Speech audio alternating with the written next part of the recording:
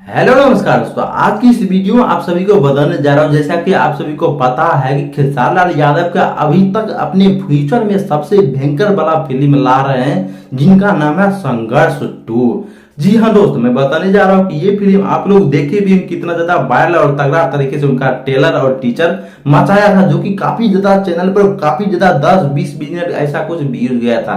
लेकिन मैं बात करने जा रहा हूँ, इस फिल्म का रिलीज है 20 अक्टूबर है। और उससे भी इंटरेस्टिंग बात यह है कि आप सभी को मैं बताने जा रहा हूँ कि 20 अक्टूबर का एक पावर स्टार पवन सिंह का भी बहुत ही बड़ा फिल्म लगने वाला है, जिनका नाम है हर हर गंगे। लेकिन दोस्तों, मैं बताने जा रहा हूँ आखिर ये फिल्म और ये फिल्म आखिर दोनों सेम सेम जगह क्यों रिलीज कर दिया गया है, आप लोग को विस्तार रूप से बताने जा रहा हूँ। सबसे बड़ी बात यह है कि आप सभी को पता है कि खेसारी लाल यादव का जब भी गाना आते हैं, उसके बाद पावर स्टार पवन सिंह उस गाने को रिलीज डेट के साथ ही जोड़ देते हैं और कहें कि जब खेसारी लाल यादव का अगर 1 तारीख को गाना आया है तो पवन सिंह को 1 तारीख को गाना आना तय है। और कहें कि ये सब चीज देखते हुए मैं बताने जा रहा हूँ कि पावर स्टार पवन सिंह खेसारी लाल यादव को आगे देखना नहीं चाहते हैं।